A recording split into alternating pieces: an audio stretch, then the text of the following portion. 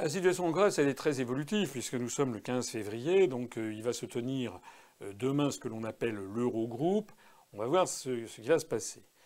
Nous, l'analyse que nous faisons de cette situation, c'est que le mouvement Syriza a été porté par une forte aspiration populaire en Grèce, parce que je rappelle quand même qu'en Grèce, il y a à peu près 28% de taux de chômage dans la population générale, et parmi les jeunes de moins de 25 ans, on atteint des sommets. C'est à peu près 60%, ou les 2 tiers des jeunes Grecs, garçons et filles de moins de 25 ans, qui sont au chômage.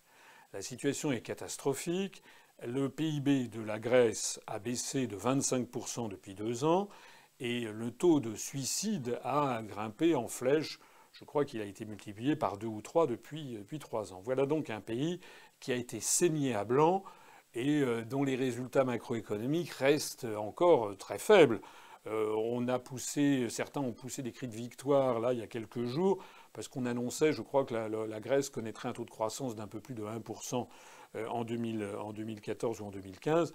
Ça reste encore une fois très très faible compte tenu de l'effondrement qu'il y a eu. Alors, Alexandre Tsipras a été élu à la tête du gouvernement grec. Il a eu une très légère majorité en fait à l'Assemblée grecque, enfin plus exactement une majorité à condition de faire alliance avec un parti qui est un parti souverainiste de droite, l'ANEL, les Grecs indépendants. Bon.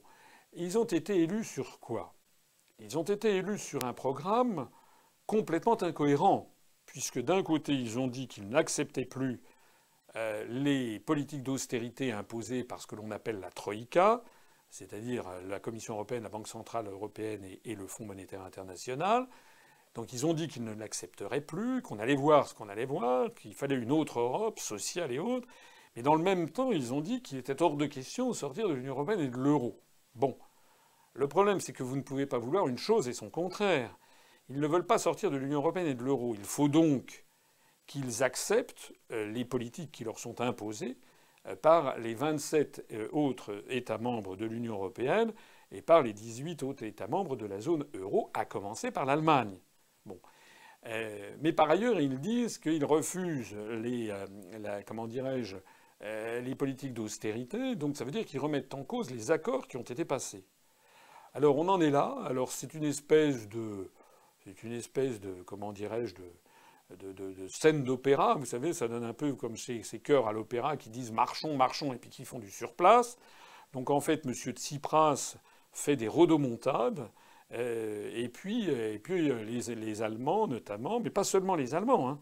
On parle toujours de l'Allemagne, on fait toujours mousser l'Allemagne comme si l'Allemagne était l'empêcheuse de tourner en rond.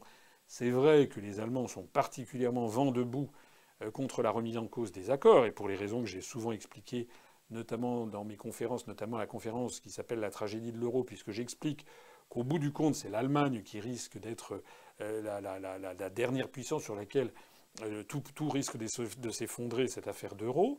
Mais il n'y a pas que l'Allemagne. La Finlande, les Pays-Bas, le Luxembourg, le Royaume-Uni, même la France, même le Portugal, etc., ont demandé à la Grèce de respecter les accords qui ont été passés. Alors, qu'est-ce qui va se passer? Il y a 2 façons de voir le futur immédiat. Il y a la façon, je connais certaines personnes qui disent, ils ont des arguments solides, sérieux, qui disent que d'un point de vue technique, vous avez vu que d'ailleurs la Banque centrale européenne, M. Draghi, a retiré un petit peu le tapis sous les pieds du gouvernement Tsipras en retirant une facilité à la Grèce pour se refinancer.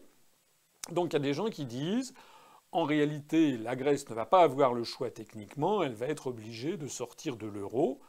Moi, ces personnes ne m'ont jamais expliqué comment ça allait être possible techniquement, puisque techniquement, il est impossible de sortir de l'euro, d'un point de vue juridique en tout cas, sans utiliser l'article 50. Alors il est vrai qu'il y a certains qui ont sorti d'un chapeau un autre article qui pourrait être utilisé de façon en tirant les traités dans un sens.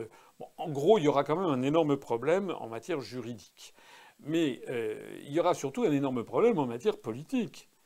C'est que si la Grèce sort de l'euro, très probablement, elle pourrait retrouver une politique monétaire, et très probablement, elle pourrait, à l'horizon de 1 an ou 2, avoir une situation économique beaucoup plus florissante. Il est donc bien évident que pour les partisans de la construction européenne et de l'euro, c'est un exemple qu'il ne faut surtout pas administrer aux populations européennes. Je rappelle par ailleurs que les États-Unis suivent toute cette opération de très très près. On a vu que M. Obama est venu à voler au secours de M. Tsipras, ce qui est quand même assez curieux lorsqu'on pense que Tsipras se prévaut d'être la gauche radicale. On a vu cette gauche dite radicale avoir recours comme conseiller à la banque Lazare, une grande banque d'affaires française. Là aussi, c'est un peu curieux.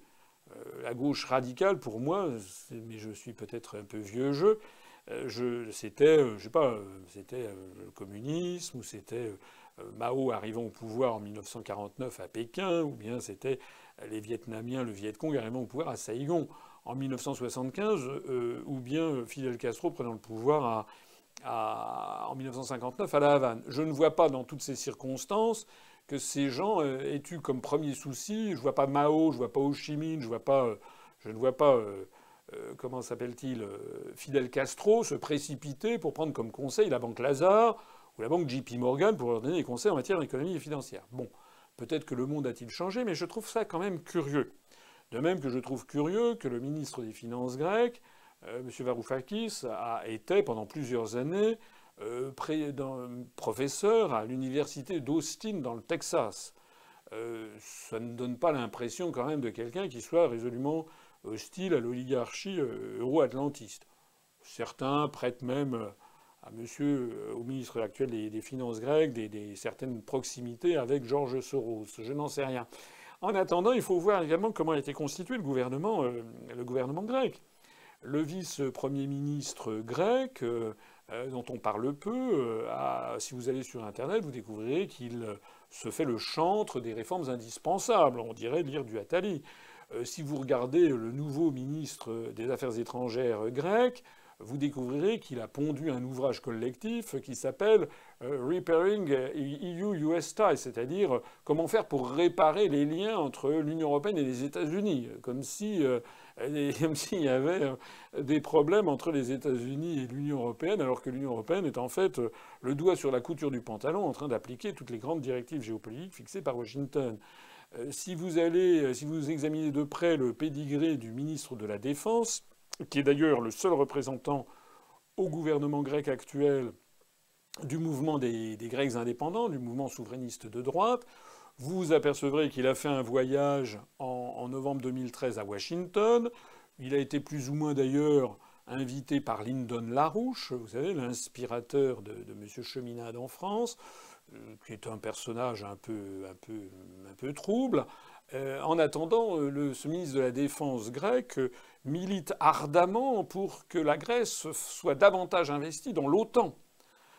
J'oubliais de préciser, si vous allez sur Internet, vous découvrez que le ministre des Affaires étrangères grec a fait un article qui, je crois, a paru dans le Monde diplomatique, où il se disait partisan de l'entrée de la Turquie dans l'Union européenne, ce qui est presque un chiffon rouge pour l'opinion publique grecque, ce qui prouve en tout cas que le ministre des Affaires étrangères et le ministre de la Défense du gouvernement Syriza actuel sont en fait très très très atlantistes et pro-américains en définitive.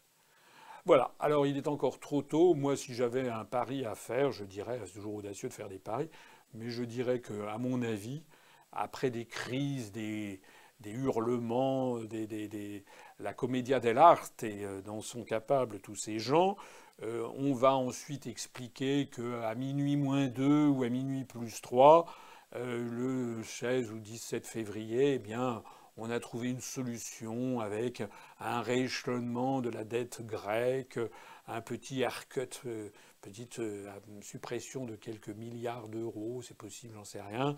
Et puis pour solde de tout compte, ce qui permettra à M. Tsipras de crier victoire, et puis aux Allemands, et puis aux pays d'Europe du Nord de dire mais non, non, non, en fait on n'a rien lâché. Si j'avais une conclusion à tirer, je dirais que le mouvement Syriza a bénéficié d'une couverture médiatique énorme en Grèce, et que lorsque l'on bénéficie d'une couverture médiatique énorme, ça veut dire qu'il y a quand même quelque chose derrière qui n'est pas tout à fait net. le mouvement grec que nous connaissons bien, les PAM, qui est totalement blacklisté dans les médias grecs, lui propose de sortir de l'Union européenne et de l'euro, et comme par hasard, il n'a pas la voix au chapitre. J'observe que Syriza a toujours dit qu'il voulait rester dans l'Union européenne et dans l'euro, et qu'il a été très largement médiatisé. En fait, il en est de Syriza en Grèce, comme de mouvement 5 étoiles en Italie, comme du mouvement Podemos en Espagne, comme du Front de gauche ou du Front national en France. Ce sont des partis qui, en réalité, ne proposent absolument pas de sortir de l'Union européenne et de l'euro. On va voir ce que ça va donner dans les mois et dans les semaines qui viennent. À la une également ce soir, sourire et poignée de main à Bruxelles. Après des heures de tractation, un accord a finalement été trouvé sur le dossier grec. Le plan d'aide au pays est donc prolongé de 4 mois, un sursis, mais avec des conditions. Romain Messier et Amaury Guibert nous expliquent tout. Des poignées de main et un énorme soulagement. Après 10 jours de négociations, la Grèce arrache, dans la douleur, un nouveau répit. Que contient cet accord ? Il offre à la Grèce une prolongation de l'aide financière de 4 mois jusqu'à fin juin. Elle évite donc la faillite pour le moment. Mais en échange de cet argent, le nouveau gouvernement grec doit présenter dès lundi un catalogue de réformes qui devra être approuvé par Bruxelles. L'Allemagne, intransigeante, n'a pas cédé. Alors la Grèce sort-elle perdante de ce bras de fer? Oui, selon la presse grecque qui évoque un douloureux compromis avec Bruxelles. Car la gauche radicale est arrivée au pouvoir sur une promesse, la fin de l'austérité et du diktat européen. À Athènes ce matin, certains déchantent. Pour moi, rien n'a changé. Ils vont continuer à nous jeter un os et dire « tout va bien ». Le Premier ministre grec s'est exprimé à la télévision. Il tente de faire bonne figure. Nous avons gagné une bataille, mais nous n'avons pas gagné la guerre. Les vraies difficultés sont devant nous. Pour l'heure, la confiance est-elle de retour en Europe? Rien n'est moins sûr. Entre le grec Varoufakis et l'allemand Schauble, la tension reste maximale. Elle s'affiche à chaque rencontre et chaque prise de parole devant les caméras. Nous sommes d'accord sur le fait que nous ne sommes pas d'accord. De mon point de vue, nous ne sommes même pas d'accord sur le fait que nous ne sommes pas d'accord. Dans quelques semaines, la Grèce sera à nouveau à court d'argent, l'Allemagne toujours inflexible. La crise pourrait très vite ressurgir en Europe.